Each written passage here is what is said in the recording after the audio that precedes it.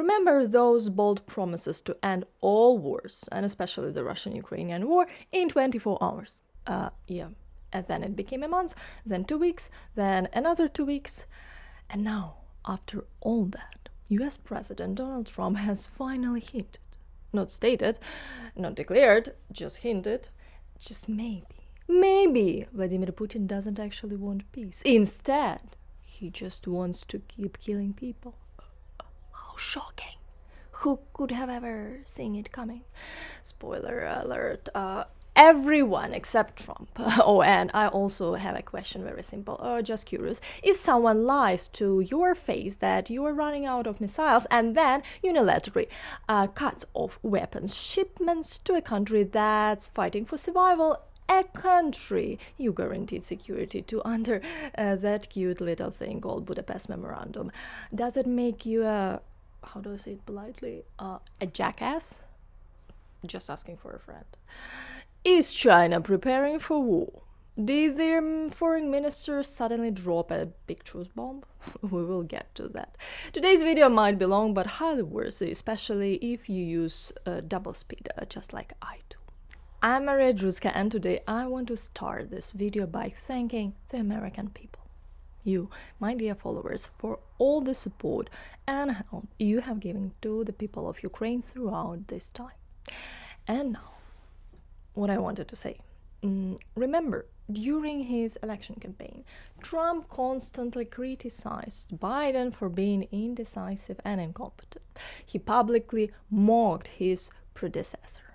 Well, now, Trump has regular phone conversations with Putin, listens to him, flatters him first, and then gently repeats that Putin has no intention of changing his goals in Ukraine. After their conversation aboard Air Force One, Trump once again told reporters, "I was very unhappy with the conversation with President Putin. It seems he wants to go all the way and just keep killing people." He wants to go all the way and just keep killing people. No good. I wasn't happy with it. If Trump, who usually frames everything in a positive light, calling it's not good, then things must be really bad. He admitted that there has been no progress in stopping the war in Ukraine. This was already his sixth call with Putin during his second term. The lack of a firm US response to Russia's new attacks on Ukraine, along with halting arms supplies, may give Putin a sense of impunity. This is what The Telegraph writes. Right after the phone call with President Trump, Putin ordered the large air attack on Kiev since the start of full-scale war. According to journalist David Blair, this was the direct message. The Kremlin doesn't expect any tough reaction from Washington. Putin is convinced that Trump won't make him pay for such actions. Maybe the US president will write an angry post on social media, but the Kremlin is confident it won't go beyond that, writes Blair. He especially criticized Trump's decision to stop the delivery of PAC-3 Patriot interceptors, which were already in Europe and headed to Kiev, calling it a move that left Ukraine's capital vulnerable to further attacks. With this decision, Trump essentially told Putin that America is fine with Kiev being defenseless against Russian airstrikes. Putin responded as expected with the biggest strike on the war so far. By refusing to deliver Patriots, Trump gave Putin the clearest green light imaginable, he concluded. Well, let's be honest, this really feels like mocking the powerful leaders of the West. While you, my dear American friends, grilled sausages and watched fireworks for Independence Day, Putin wished Trump Happy July 4th, then ordered a brutal attack on our capital. Ukraine's defense forces neutralized 478 aerial targets, including 2 Iskander cruise missiles. Once again showing that Putin couldn't give less shit about Trump, Macron, or Merz, and that's the same exact pattern with any other conversations too. Following Russia's largest air assault on Ukraine since 2022, Republican Congressman Don Bacon publicly urged US President Donald Trump to change his approach toward Moscow and military aid for Ukraine. He wrote on X, "Mr. President, your policy towards Russia is not working. While we negotiate, Putin bombs Ukrainian cities. Here is Kiev today." Meanwhile, U.S. Defense Secretary Pete Hegseth paused the next military aid package to Ukraine last week, citing once again low stockpiles on American weapons. But wait, according to NBC News and 3 U.S. officials, an internal military assessment shows that this aid package would not have jeopardized U.S. reserves at all. And yet, the decision shocked literally everyone: the State Department, members of Congress, officials in Kiev, and Americans' European allies. Oh, and this wasn't the first time. This was Hegseth's third unilateral suspension of aid to Ukraine. These 2 previous attempts in February and May were reversed within days, but this time the suspended package included dozens of Patriot interceptors, 155mm artillery shells, Hellfire missiles, GMLRS precision rocket system, grenade launchers, Stinger missiles, and AIM air-to-air missiles for Ukraine's small F-16 fleet. Some of the weapons were already packed and loaded on trucks in Poland, ready to move when military logistics officers got the cancellation message. Then Trump said something like, they sounded really reasonable. "We are considering sending Patriot missiles. I don't want to see children killed. Those missiles are incredibly effective." Well, very sweet. Thank you so much.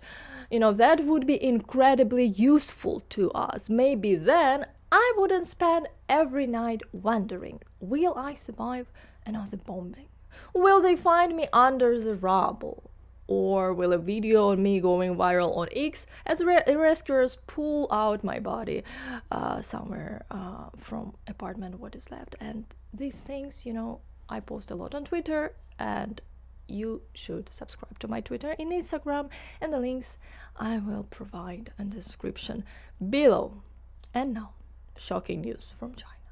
As you know, since start of full-scale invasion, China has tried to play the neutral card, but during a 4-hour closed-door meeting with EU Foreign Policy Chief Kaja Kallas, Chinese Foreign Minister Wang Yi dropped a bombshell. According to South China Morning Post, citing sources close to the talks, Beijing cannot allow Russia to lose the war against Ukraine. Wang allegedly said that Russian defeat would be unacceptable for China because if Moscow falls, the US will shift all its focus to China. So there it is. What everyone in Brussels has long suspected has now been basically confirmed. China is not a party to the conflict officially, but very much rooting for the Kremlin behind the scene. Wang was quick to deny providing Russia with any financial or military support, of course, and added sarcastically, or not, if China really were helping Moscow, this war would have ended long ago. So to actually end the war, Mr. Trump might need to talk not just to Putin, but to Xi Jinping. Because let's be honest, if anyone has real influence over China right now, it's Beijing. But wait, that's still not all. NATO Secretary General Mark Rutte made a pretty explosive statement last week in an interview with the New York Times. He said that if China ever decides to attack Taiwan, it will likely happen under the cover of a Russian attack on NATO territory in Europe. Quote, "More and more people are starting to realize this, so let's not be naive. If Xi Jinping decided to attack Taiwan, the first thing he would do is calling his partner in all this, Vladimir Putin in Moscow, and say, hey, I'm about to go in. I need you to keep them busy in Europe.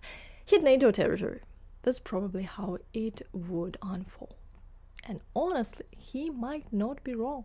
Rutte says there are two things NATO must do to prevent this. Be collectively strong enough so Russia never dares to try it. Deepen cooperation with the Indo-Pacific region, something Trump, to be fair, has been actively promoting. He even mentioned Estonia as a possible target. Putin won't attack Estonia now, but he could do it in 5 to 7 years if we don't make the necessary defense investments. And then he added, we are facing a massive geopolitical challenge, first and foremost Russia. It is building up military power at a pace unseen in modern history. Right now, Russia is producing in 3 months what the entire NATO alliance produces in a year. Jesus. Well, in my opinion, the most important is Europe must urgently ramp up its defense capabilities, raise military spendings, and restart serious weapons production. It's year 4 of Russia's war against Ukraine. Honestly, this should have started a long time ago. Because, let's be clear, Ukraine is the one holding Russia back right now. We are, in effect, NATO's buffer zone, and we are doing the hard part, holding the line, But it's incredibly hard, and we need serious decisions, not just pressure on Russia through sanctions, but real investments in weapons and security. As I keep saying in every video, the peaceful times are over, guys. It's time to get stronger, and it's time to get ready. Tell me in comments, do you agree with the NATO Secretary General that this scenario is realistic? And if you are from Estonia or any other country in the Baltic region, let me know, please. Does it offend you when people say you could be attacked? Because a very respected Estonian once told me it is upsetting to hear that. I get it. But we still need to talk about it. And quickly, because let's be real, most of you have probably dropped off by now. Here's what's happening in the Russian swamp. Yesterday, around 300 flights were cancelled in Moscow, St. Petersburg, and Nizhny Novgorod. Just in Moscow Sheremetyevo Airport, over 170 flights were cancelled due to a drone threat. Another 90 in another airport, Pulkovo. Russia's defense ministry claims its air defense shot down 6 drones heading to Moscow. Mayor Sobyanin says everything is under control. Sure. Meanwhile, in Novorossiysk, a major naval base and logistics hub, the city was attacked by sea drones and possibly UAVs. Air defense systems lit up the night sky or day sky. Russian MOD said 120 drones were destroyed somewhere. Curiously, Krasnodar region, where Novorossiysk is, was not mentioned, which usually means something definitely happened and they don't want to admit it. If drones really reach the fleet in Novorossiysk, that's not just a security failure, it's a major blow to Russia's reputation, which is probably why they are pretending it didn't happen. Oh, and just for me, dear American viewers, can someone please explain what's going on with Elon Musk's new political party? Is it a real thing? Does it have any actual chance? Or is it just another PR stunt to keep him trending? Let me know in comments. I'm genuinely curious. It's ridiculous to start a third party.